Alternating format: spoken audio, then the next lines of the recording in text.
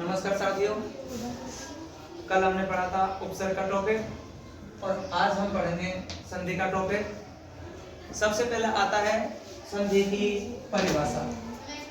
तो सबसे पहले जब संधि की परिभाषा आती है तो उसमें आता है दो या दो से अधिक वर्णों के परस्पर मेल कराने से जो विकार उत्पन्न होता है उसे हम क्या कहते हैं? संधि कहते हैं। जब किन्हीं दो या दो से अधिक वर्णों को आपस में मिलाया जाता है या आपस में उनका मेल कराया जाता है तो मेल कराने पर उसमें क्या होता है? विकार। और विकार उत्पन्न का मतलब होता है यहाँ पर परिवर्तन होना। जब दो वर्णों को आपस में मेल कराते हैं तो उन वर्णों के मेल कराने पर उनमें क्या होता है? परिवर्तन होता है। उन परिवर्तन होने को ही हम क्या कहते हैं? जैसे विद्या प्लस आलय, तो यहाँ पर जो विद्या शब्द है उसमें काय की मात्रा लगी हुई है आ की, और आलय शब्द में क्या लिखा है यहाँ पर आ। तो आ प्लस आ मिलके और कौन सा वर्ण बनता है? आ। तो इन दोनों वर्णों का जब हमने मेल कराया तो हमारा क्या परिवर्तन हुआ? आ बना था। अब आ ही हमारा क्या हुआ? इसको ही हम क्या कहते हैं? संधि। तो यहाँ पर आ प्लस आ मिलके आ बन जाता है। तो पहले हम लिख देंगे विद्या शब्द और दोबारा से बचा हमारा ले, तो हम क्या लिख देंगे? ऐसे परि प्लस आवरण, तो यहाँ पर ये छोटी ई की मात्रा है और यहाँ पर है आ, और जब छोटी ई और बड़ी ई के बाद में ए आ में से कोई वर्ण आता है तो हमारा शब्द बनता वर्ण बन जाता है या। तो हमारा शब्द क्या बना यहाँ पर? पर्यावरण। इसके बाद में आते हैं संधि के भेद।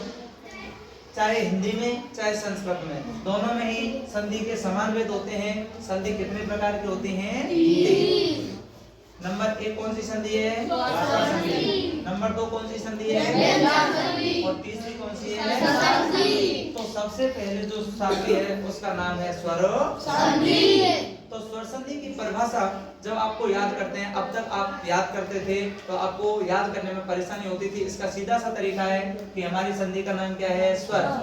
तो इसमें स्वर वर्णों का और मेल किसके साथ कराएंगे? स्वर वर्णों के साथ। और हमारा तरीका बनता है कि स्वर वर्ण का स्वर वर्ण के साथ मेल कराने से जो विकार उत्पन्न होता है या जो परिवर्तन होता है उसे हम स्वर संधि कहते हैं। कहने का मतलब है कि स्वर संधि में और स्वर वर्ण का मेल कराएंगे और वो स्वर वर्ण का मेल किससे कराएंगे? स्वर से। स्वर का मेल स्वर वर्ण के साथ कराएंगे तो कौन सी संधि हो जाएगी? स्वर संधि। जैसे यहाँ पर दिन प्लस ईस, यहाँ पर ए और यहाँ पर ई, और ए प्लस ई मिलके क्या बनता है? ए। तो हम दिन में किसकी मात्रा लगा देंगे?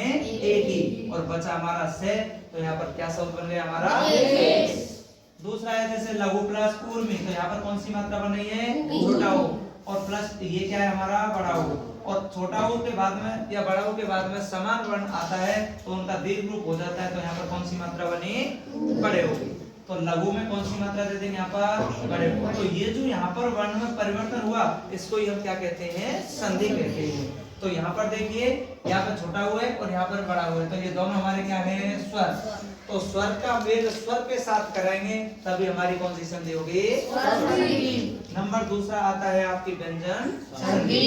इसमें क्या करना है कि यहाँ पर हमने स्वर वर्ण पढ़ा था और यहाँ पर हम कौन से वर्णों को पढ़ेंगे? व्यंजन। तो व्यंजन वर्ण का स्वर या व्यंजन वर्ण के साथ मेल कराने से जो विकार उत्पन्न होता है उसे हम कौन सी संधि कहते हैं? यहाँ पर कहने का मतलब है कि यहाँ पर हमने स्वर का मेल किससे कराया? स्वर का। तो व्यंजन संधि में व्यंजन का व्यंजन से कराएंगे या फिर व्यंजन का स्वर से। और सीधा तरीका है कि व्यंजन वर्ण का स्वर या व्यंजन वर्ण के साथ मेल कराने से जो विकार उत्पन्न होगा उसे क्या कहेंगे हम? व्यंजन संधि। इसकी पहचान है कि प्लस के पहले जो प्लस का चिन्ह होता है उसके या प्रथम पद के अंत में आपको यहाँ हलंत लगा मिलेगा।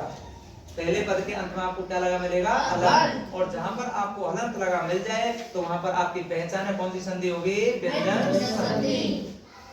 और जैसे जगत प्लस ईश, तो ये तय में हलंत लग रहा है, तो अब ये तय जो हलंत है तो इसमें ये तय हमारा क्या है? व्यंजन। यहाँ पर जैसे तय है तो ये क्या हमारा? व्यंजन। तो इसके बाद यहाँ पर क्या है? ई स्वर, और यहाँ पर न क्या है? व्यंजन। तो व्यंजन वर्ण का स्वर या व्यंजन वर्ण के साथ मेल कराने से जो विकार उत्पन्न होता है उसे हम कौन सी संधि कहते हैं? व्यंजन संधि। इसकी पहचान यही है कि ये जो प्लस का चिन्ह है इससे पहले आपको हलंत लिखा मिलेगा, और जहाँ हलंत लिखा मिल जाए वहां पर हमारी संधि कौन सी होगी? व्यंजन संधि। तीसरा है हमारा विसर्ग संधि। कौन सी संधि हमारी? विसर्ग। तो इसमें पहचाने प्लस से पहले आपको और क्या लिखा मिलेगा? विसर्ग लिखा मिलेगा। विसर्ग का चिन्ह लगा होगा और ये विसर्ग का चिन्ह हमारा ये होता है। तो विसर्ग का स्वर या व्यंजन वर्ण के साथ मेल कराने से जो विकार उत्पन्न होता है उसे कौन सी संधि कहते हैं? विसर्ग। जैसे ये हरि शब्द है, हरि शब्द प्रथम पद के अंत में ये प्लस का चिन्ह है, तो इस प्लस से पहले यहाँ पर आपको क्या लिखा मिलेगा? विसर्ग।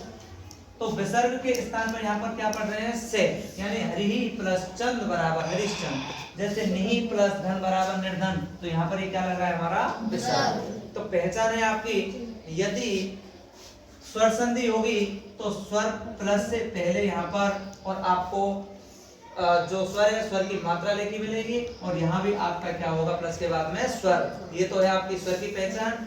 व्यंजन संधि की पहचान है प्लस के बाद में आपको स्वर या व्यंजन कोई भी हो सकता है, लेकिन प्लस से पहले अर्थात पहले पद के अंत में आपको हलंत लिखा मिलेगा। ये आपकी कौन सी पहचान है? व्यंजन संधि। विसर्ग संधि की पहचान बताई थी कि आपको प्लस से पहले आपको विसर्ग लिखा मिलेगा, उसके बाद में चाहे स्वर हो चाहे व्यंजन हो, अगर प्लस से पहले आपको विसर्ग लिखा मिल जाता है या चिन्ह लिखा मिल जाता है तो वहां पर आपको कौन सी संधि होगी? विसर्ग। आपको अच्छी तरीके से समझ में आ गई होगी। फिर उसके बाद में कल की हम वीडियो में पढ़ेंगे स्वर संधि जो पहली होती है उस स्वर संधि के भेद होते हैं। स्वर संधि के कितने भेद होते हैं, कौन कौन से भेद होते हैं, उनको हम व्याख्या से कल पढ़ेंगे। आपको यदि हमारी वीडियो अच्छी लगे तो हमारे चैनल को सब्सक्राइब करें। ऐसी ही वीडियो आपको आगे आती रहेंगी। जय हिंद, जय भारत, राधे राधे।